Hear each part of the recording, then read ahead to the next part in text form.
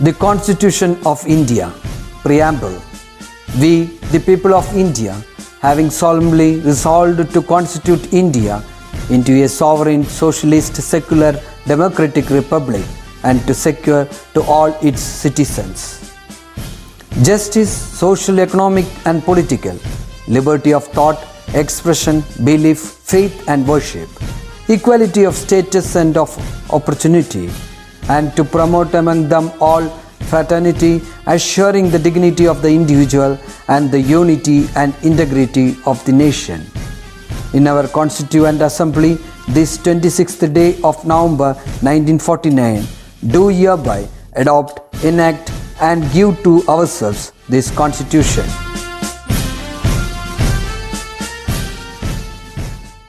Pledge. India is my country. All Indians are my brothers and sisters.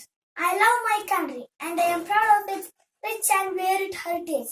I shall always strive to be worthy of it.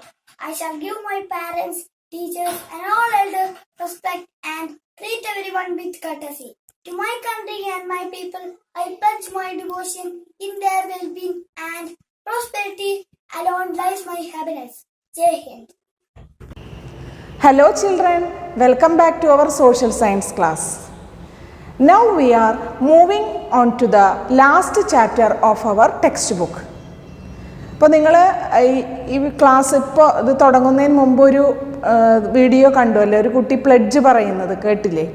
Okay, അപ്പോൾ pledge എല്ലാവർക്കും ഓർമ്മയുണ്ടാവുമെന്ന് വിചാരിക്കുന്നു. അപ്പോൾ എല്ലാവരും അത് daily പറഞ്ഞു നോക്കുക. ഓക്കെ, ഇപ്പോൾ എന്തിനു വേണ്ടിയിട്ടാണ് ഇപ്പോൾ പ്ലെഡ്ജ് ഇവിടെ പറഞ്ഞത്? നിങ്ങളുടെ ടെക്സ്റ്റ് ബുക്ക് എടുത്ത് നോക്കിയാൽ ലാസ്റ്റ് ചാപ്റ്ററിൽ ഫസ്റ്റ് പേജിൽ പ്ലെഡ്ജ് കൊടുത്തിട്ടുണ്ട്. ഓക്കെ, അപ്പോൾ പ്ലെഡ്ജ് എന്തിനു വേണ്ടിയാണ് പറഞ്ഞത്?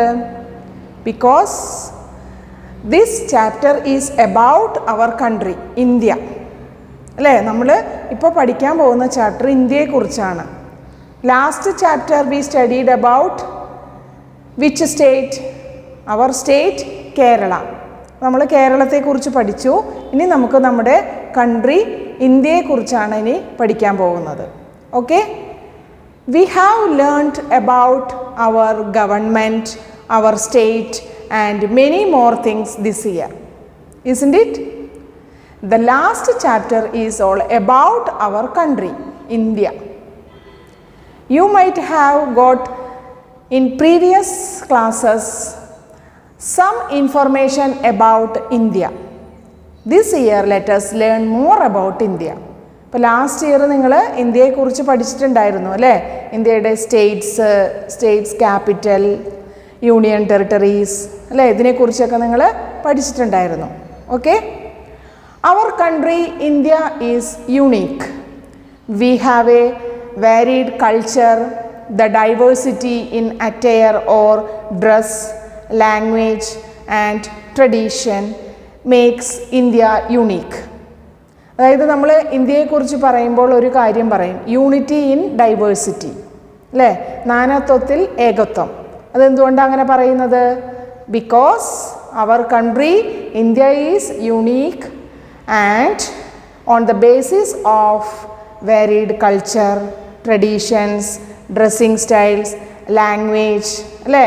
അപ്പോൾ ഇത്രയും കാര്യങ്ങൾ കൊണ്ട് നമ്മുടെ ഇന്ത്യ ഡിഫറെൻ്റ് ആണ്. അല്ലെങ്കിൽ ഇന്ത്യയിൽ ഈ ഡിഫറെൻ്റ് ആയിട്ടുള്ള കാര്യങ്ങൾ ഉണ്ടെങ്കിലും നമ്മളെല്ലാവരും എന്തിലാണ് വിശ്വസിക്കുന്നത്? Unity in diversity. നമ്മളെല്ലാവരും ഒന്നാണ് എന്നുള്ള ഒരു ചിന്തയിലാണ്, അല്ലെങ്കിൽ ഒന്നാണ് എന്നുള്ളൊരു മനോഭാവത്തിലാണ് നമ്മൾ ജീവിക്കുന്നത്.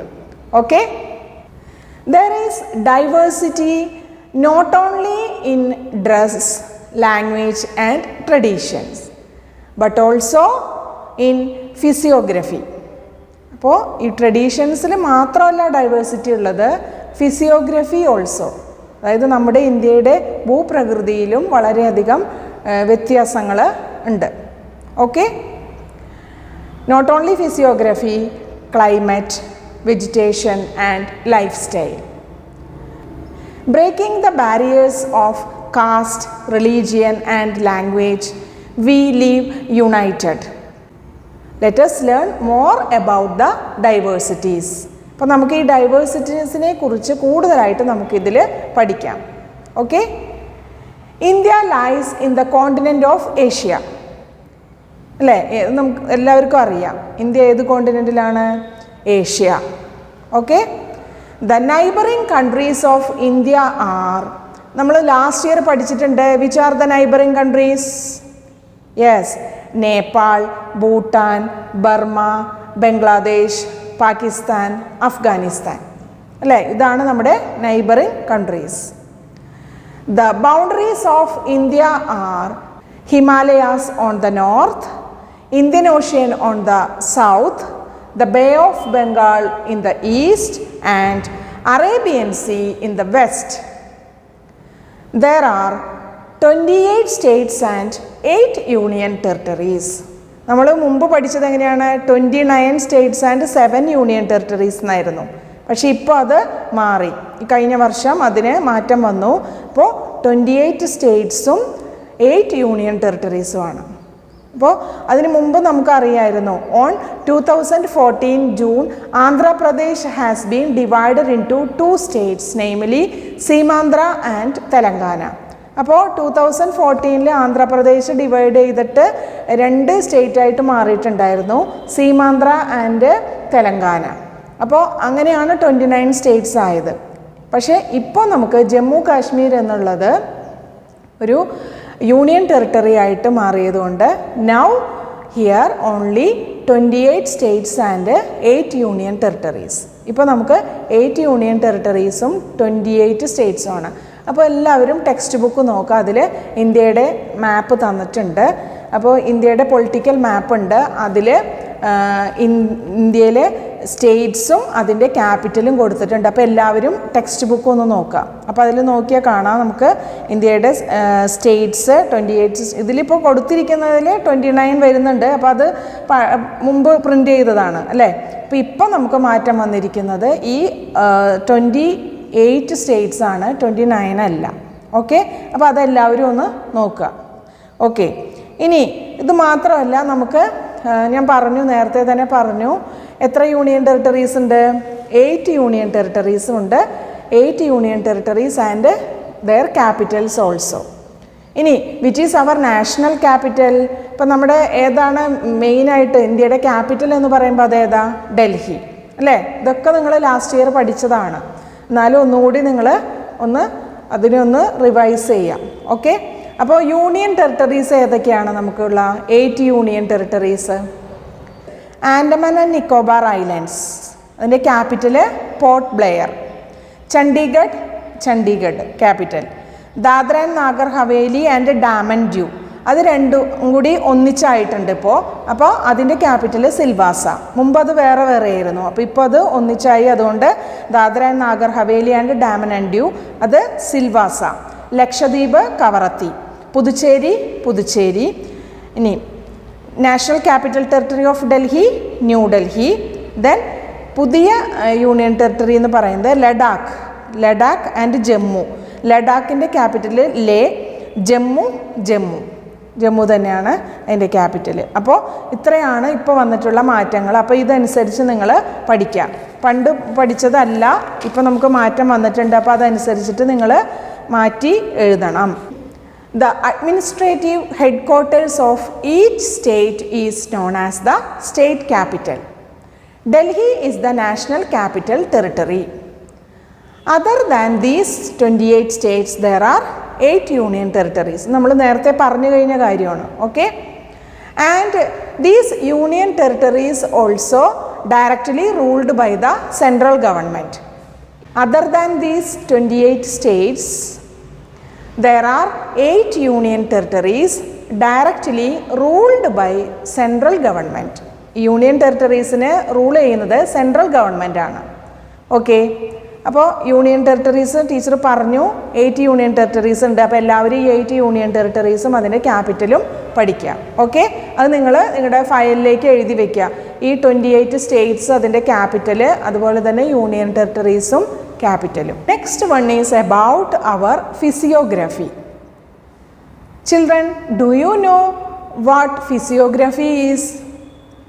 There are different landforms like mountains, plateaus, plains and islands on earth. അല്ലേ? ഡിഫറെൻറ്റ് ലാൻഡ് ഫോംസ് ഉണ്ട്. അതിനെയാണ് നമ്മൾ ഈ ഫിസിയോഗ്രഫി എന്ന് പറയുന്നത്. Okay, such features of A region constitute it's physiography. The physiography of India is different. There are mountain ranges, plains, vast plateaus, deserts, coastal plains and islands in India.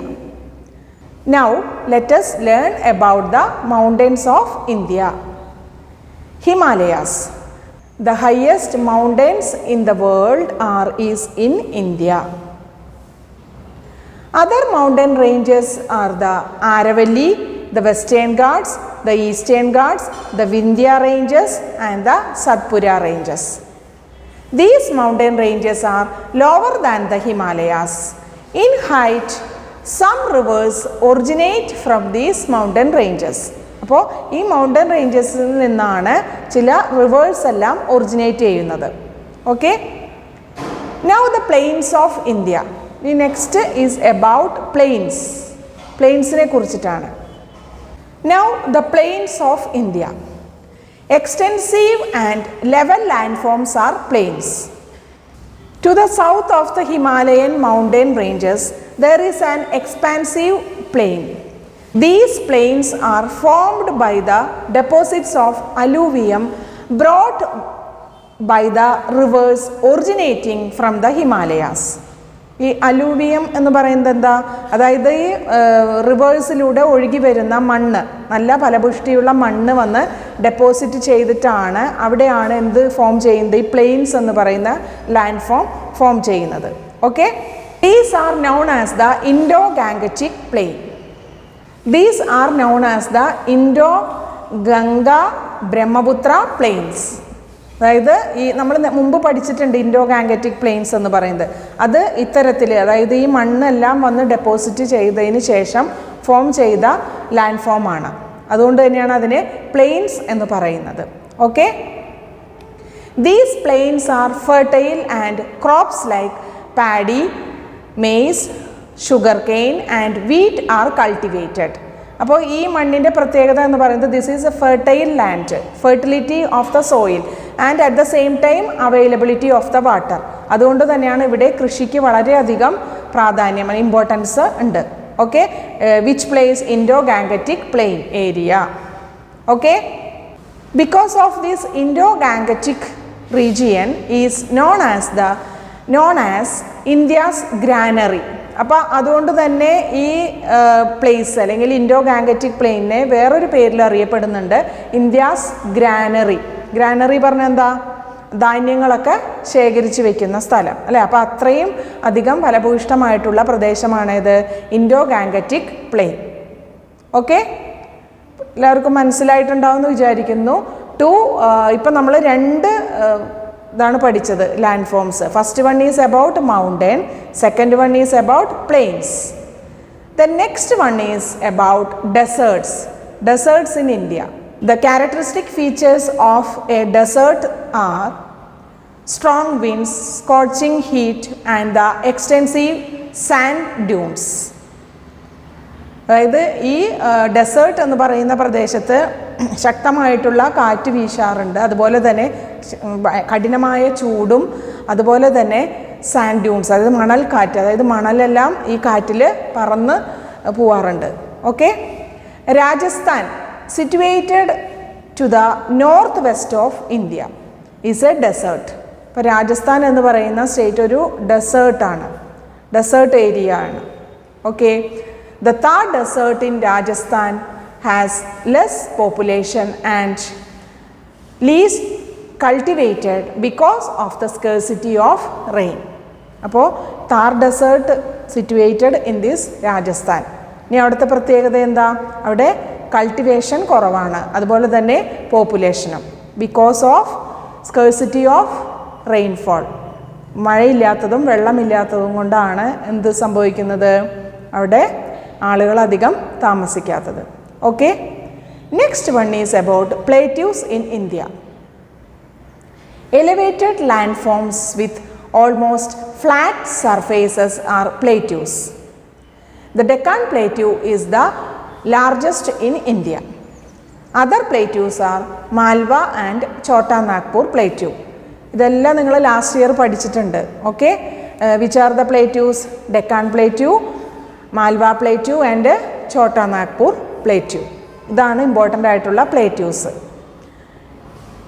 ഈ പ്ലേറ്റ്യൂസിനെ നമ്മൾ table land എന്നുകൂടി പറയാറുണ്ട്. Okay, because of these plateaus are in which shape? Table, ഒരു ടേബിളിൻ്റെ ഷേപ്പിലാണ്. Okay, the next one is about coastal regions.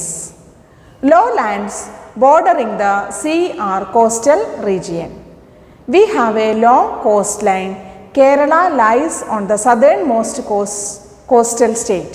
നമ്മൾ last ചാപ്റ്ററിൽ പഠിച്ചു അല്ലേ? കേരള ഇതൊരു കോസ്റ്റൽ സ്റ്റേറ്റ് ആണ്, സദേൺ മോസ്റ്റ് കോസ്റ്റൽ സ്റ്റേറ്റ് ആണ്, തീരപ്രദേശങ്ങളാൽ ചുറ്റപ്പെട്ട് കിടക്കുന്നുണ്ട്. Okay, next one is islands in India. The land surrounded by sea is called an island. The Lakshadweep Island in the Arabian Sea and the Andaman and Nicobar Islands in the Bay of Bengal are a part of India. അപ്പോൾ ഏതൊക്കെയാണ് islands? Lakshadweep islands and Andaman and Nicobar islands. Okay, അപ്പോൾ നമ്മൾ ഇത്രയും കാര്യങ്ങളാണ് ഇപ്പോൾ പഠിച്ചത്. Okay, about India's physiography and India's States and union territories. അപ്പോൾ ഇത്രയും കാര്യങ്ങൾ പഠിച്ചത് നിങ്ങൾ ടെക്സ്റ്റ് നന്നായിട്ട് വായിക്കുക, ക്ലാസ് ഒന്നുകൂടി കാണുക. പിന്നെ അതുപോലെ തന്നെ 28 സ്റ്റേറ്റ്സ് അതിൻ്റെ ക്യാപിറ്റലും 8 യൂണിയൻ ടെറിട്ടറീസും അതിൻ്റെ ക്യാപിറ്റലും നിങ്ങൾ ഫയലിൽ എഴുതി വയ്ക്കുക, അത് പഠിക്കുക. ഓക്കെ, അപ്പോൾ നമുക്ക് നെക്സ്റ്റ് ക്ലാസ്സിൽ ഇന്ത്യയുടെ റിവേഴ്സ് ആൻഡ് ക്ലൈമറ്റ് ഇതിനെക്കുറിച്ച് നമുക്ക് ഡീറ്റെയിൽ ആയിട്ട് നെക്സ്റ്റ് ക്ലാസ്സിൽ പഠിക്കാം. ഓക്കെ, അപ്പോൾ നിങ്ങൾ ഒരു കാര്യം ചെയ്യണം, നമ്മൾ 5th ചാപ്റ്റർ തുടങ്ങി പഠിക്കാൻ തുടങ്ങുക. നമുക്ക് എക്സാം ആവാറായി, ഇനി ഈ ചാപ്റ്റർ കൂടി കഴിഞ്ഞാൽ നമ്മളിപ്പോൾ റിവിഷൻ ഓൾറെഡി സ്റ്റാർട്ട് ചെയ്തിട്ടുണ്ട്. അപ്പോൾ നിങ്ങൾ നന്നായി പഠിക്കുക, ഓരോ ടീച്ചർ പറയുന്ന ചാപ്റ്റേഴ്സ് ആ പറയുന്ന സമയത്ത് തന്നെ പഠിക്കുക. ഓക്കെ, അപ്പോൾ ടീച്ചർ നിങ്ങളെ വിളിക്കും, ക്വസ്റ്റ്യൻസ് ചോദിക്കാം. ഓക്കെ, അപ്പോൾ നിങ്ങൾ നന്നായി പഠിക്കുക. അതുപോലെ തന്നെ വീഡിയോസ് കാണാത്തവരുണ്ടെങ്കിൽ വീണ്ടും അതൊന്ന് കണ്ടു നോക്കുക. ഓക്കെ, എന്തെങ്കിലും ഡൗട്ട് ഉണ്ടെങ്കിൽ ടീച്ചറെ വിളിക്കാം. Okay, by.